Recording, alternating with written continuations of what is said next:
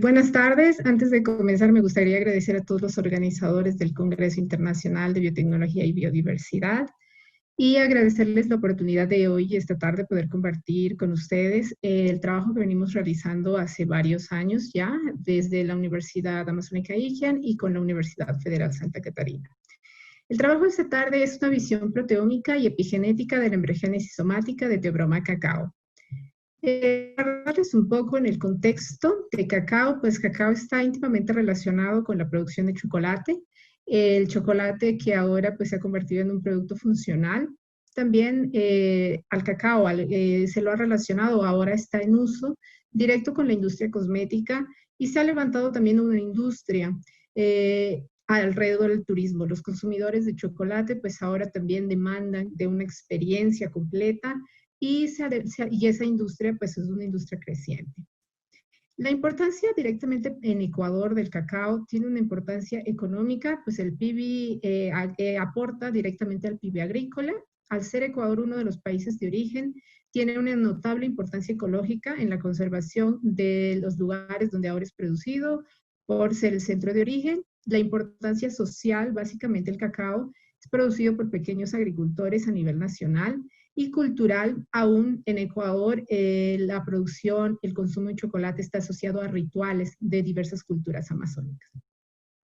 En el contexto internacional, pues el cacao es un cultivo que se ha extendido en los 5 continentes. Se cultiva en el área tropical de los 5 continentes.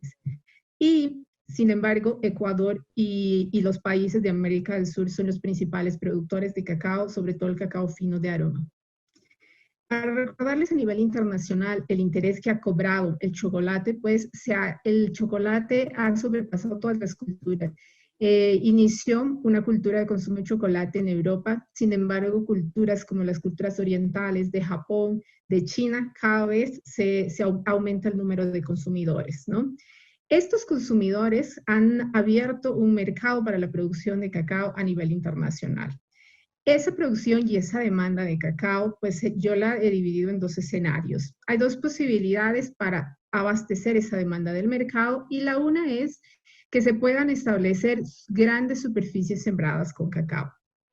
O a su vez, reemplazar esas superficies sembradas de cacao sin extenderse en la frontera agrícola a partir de nuevas variedades que presenten características comerciales atractivas. En cualquiera de los 2 casos, de estos 2 escenarios, hay una demanda creciente por plantas de cacao. Para relacionar esa producción de plantas es importante recordar la biología reproductiva del cacao.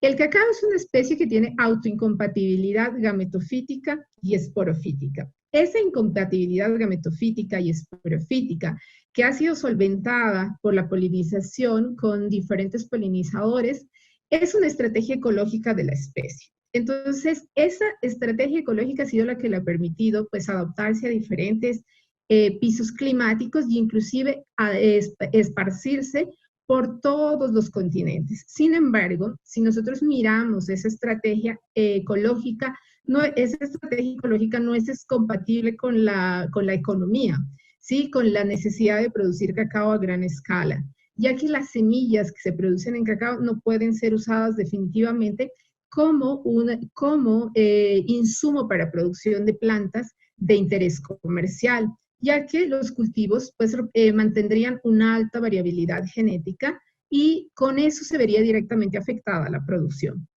Para solventar este problema, pues hay diferentes estudios, ¿sí? Que ya se han visto y se usan diferentes formas o diferentes estrategias de propagación asexual. La más conocida es la propagación asexual a través de injertos. Esta es la más utilizada a nivel nacional y también a nivel internacional.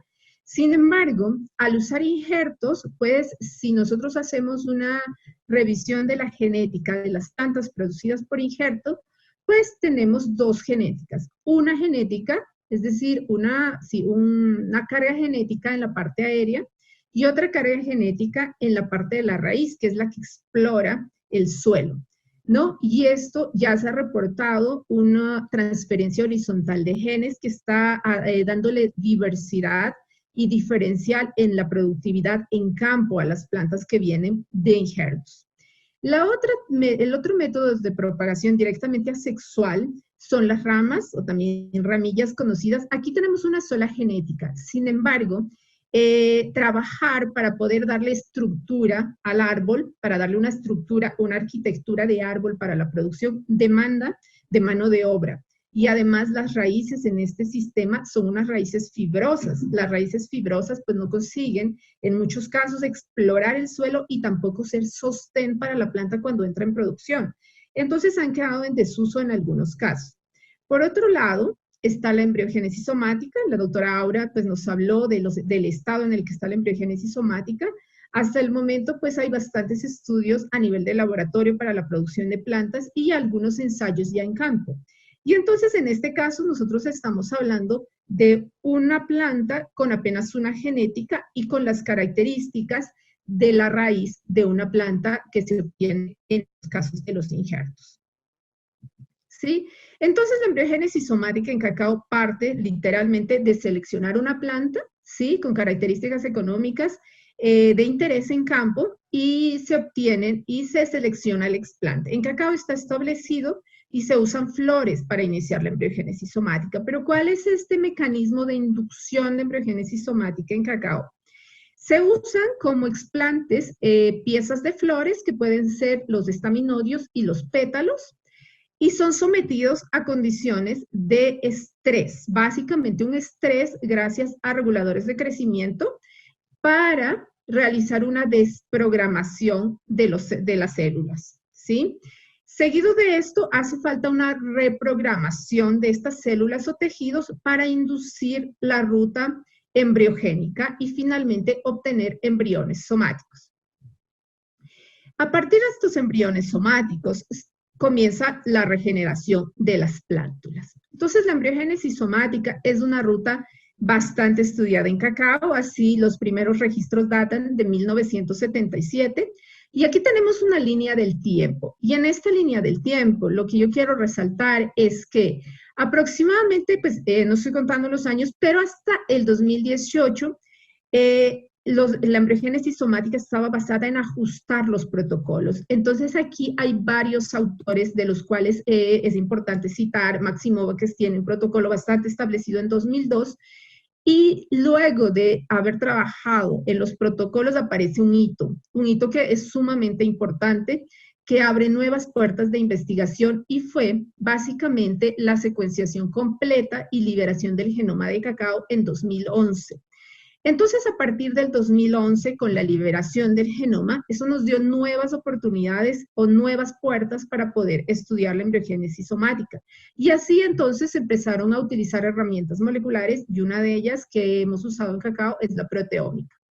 Sí, entonces nosotros en el laboratorio, en el grupo con el que trabajamos, hemos establecido la embriogénesis somática usando dos protocolos que ya están definidos. El protocolo de Maximova del 2002 y usamos un protocolo de Minyaka del 2008 para poder para poder hacer el trabajo en el laboratorio. Entonces, la inducción en el caso en el laboratorio que trabajamos la hicimos a partir solamente usando estaminodios, ¿sí? Son las piezas con las que hemos obtenido más resultados y iniciamos la embriogénesis indirecta.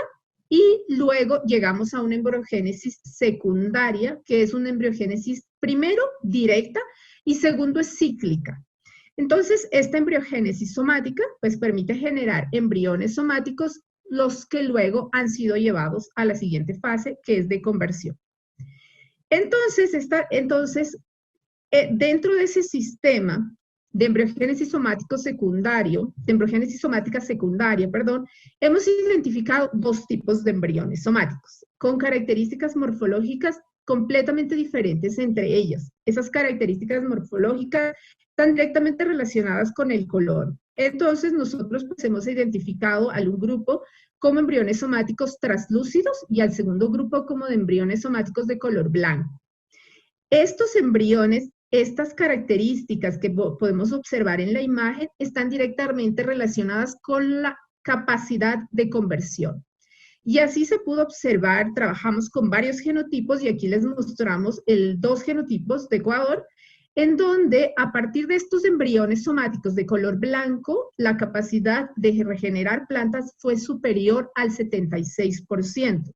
y inclusive llegamos hasta el 96% de capacidad de conversión de embriones somáticos en plantas a partir del grupo de embriones blancos. Los embriones translúcidos que se muestran en este gráfico con celeste, esos muestran una capacidad de conversión sumamente bajita, no llegan al 20%. Entonces, esta información es, digamos que es muy importante porque dentro del mismo sistema se puede identificar se puede identificar embriones que llegan al éxito en la formación de plantas.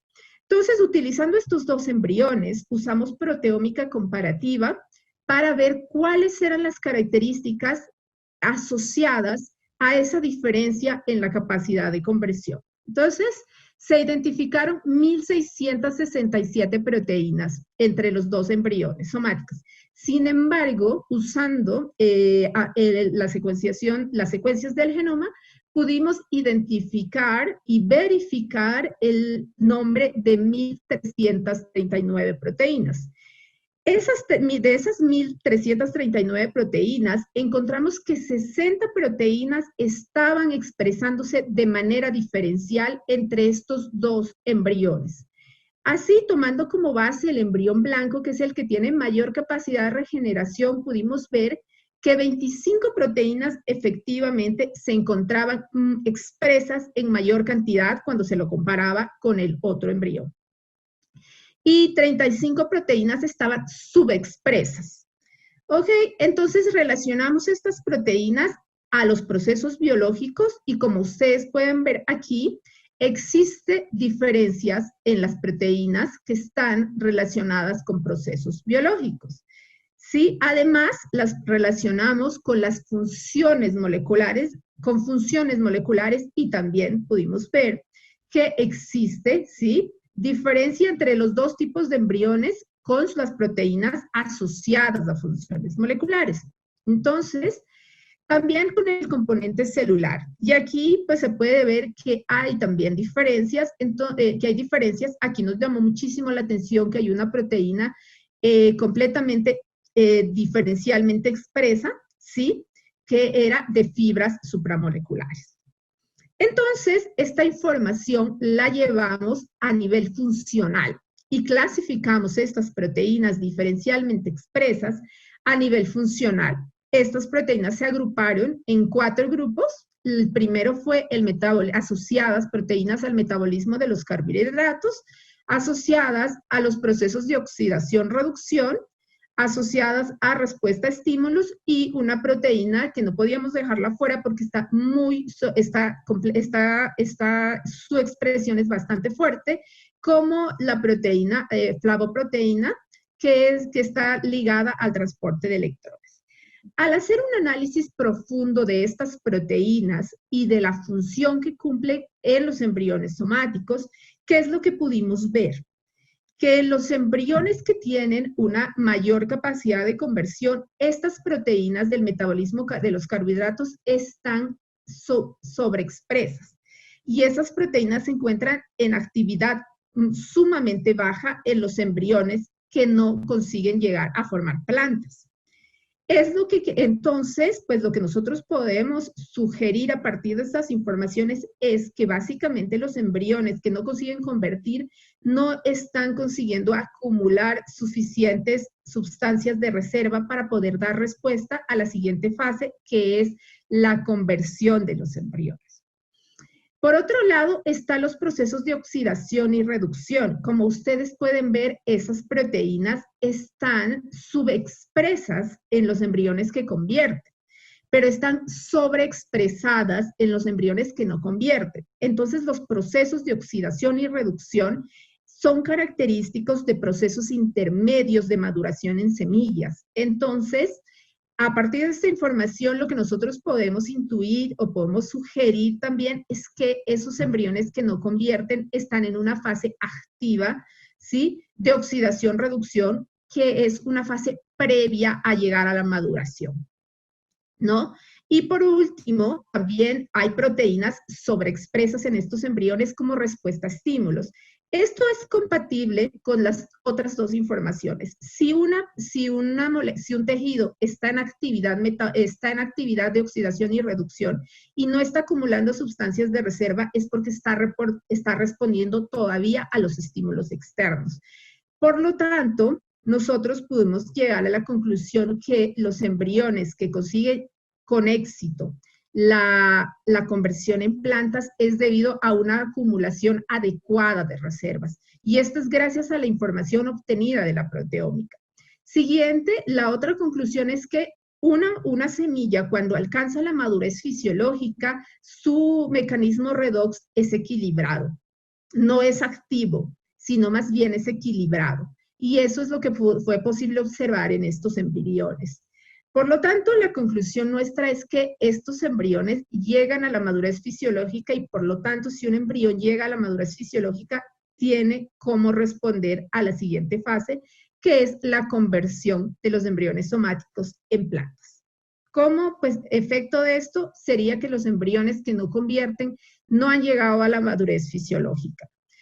Esas informaciones son importantes porque ahora nosotros podemos trabajar en los medios de cultivo, ajustar para ofrecerles las condiciones a todos los embriones de alcanzar la madurez fisiológica. Por otro lado, sí, recordamos que la embriogénesis somática llega a una fase de embriogénesis somática secundaria y es cíclica. Entonces, el momento que nosotros trabajamos con embriogénesis somática secundaria cíclica, estamos reciclando los tejidos durante varios ciclos. Y esto fue observado, entonces nosotros observamos el comportamiento de esta embriogénesis cíclica a lo largo de 33 meses. Y el resultado fue que la capacidad embriogénica a medida que se avanzaba en los ciclos, la capacidad embriogénica disminuía. Entonces aquí lo he colocado con este símbolo. Sin embargo, también fue medida otra característica, que fue medida la metilación global. Entonces, embriones somáticos jóvenes, se puede llamar en los primeros ciclos de la embriogénesis somática, tienen más o menos 14,8% de metilación global. A medida que nosotros avanzamos en los ciclos, ese valor llegó hasta 27,6 a los 33 meses.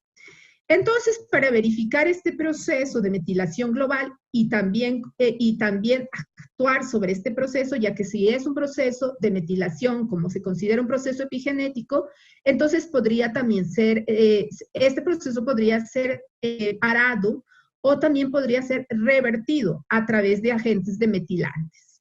Entonces, ¿qué es lo que se hizo en este trabajo que les quiero mostrar aquí? Es usar agentes demetilantes a los 36 meses. La verdad, usamos apenas un agente demetilante en diferentes concentraciones en tejido de 36 meses de cultivo. Los resultados son los siguientes. Al colocar el agente demetilante, la verdad es que se mostró una reducción en la metilación global en números, como se puede ver en la siguiente tabla. En el control, la metilación global subió, no estaban expuestos al agente demetilante, mientras que con la concentración de 10 micromolar bajó ligeramente, con la de 20 molar hubo también una ligera disminución, con 30 hubo una disminución mayor. Sin embargo, esto estadísticamente no es diferente. Entonces, nosotros avanzamos y miramos qué pasaba con el potencial embriogénico, no solamente qué nos marcaban los valores de metilación. Y el potencial embriogénico en presencia de los agentes demetilantes, como se muestra en este gráfico, relativamente aumentó en relación al control. ¿Sí? Con 10 micromolar del agente demetilante y con 20 micromolar, el potencial embriogénico subió en relación al control. Sin embargo, no alcanzó a los embriones somáticos jóvenes. ¿Sí? Sin embargo, a esto aplicamos la estrategia de usar este tejido demetilante para una embriogénesis adicional. Y los resultados son los siguientes. Aquí, en la embriogénesis somática adicional, es decir, con tejido demetilado, vimos que al usar una concentración de 20 micromolar, se recuperó el potencial embriogénico. Y si comparamos con con la embriogénesis somática en tejido joven, inclusive el tejido de metilado superó al potencial embriogénico de tejido joven. ¿Sí? Entonces, a lo que podemos llegar aquí a concluir es la embriogénesis somática básicamente es una ruta que se induce con señales de estrés, con reguladores de crecimientos para la programación y la desprogramación. Entonces, los tejidos, la respuesta de los tejidos es preservar el genoma frente a estos eventos de estrés y también modular la plasticidad del genoma para poder expresar esta característica o esta ruta embriogénica. Entonces, al someter nuestros tejidos, básicamente estamos estimulando, al someter los tejidos a embriogénesis somática, lo que estamos estimulando es a que el genoma responda o sea preservando el genoma o sea modulando la plasticidad del genoma.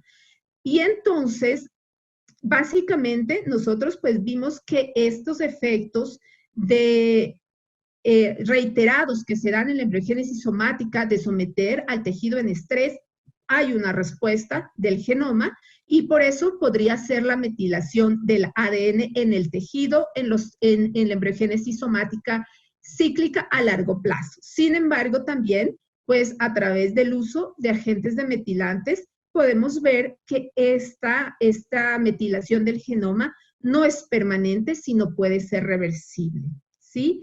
Entonces, con estas informaciones, nosotros tenemos las perspectivas futuras, que es continuar trabajando, ¿sí?, en la embriogénesis somática, sobre todo ajustando los protocolos de embriogénesis somática para poder llegar finalmente al objetivo que tiene la embriogénesis somática en la producción de cacao de una propagación clonal masiva de plantas de interés comercial.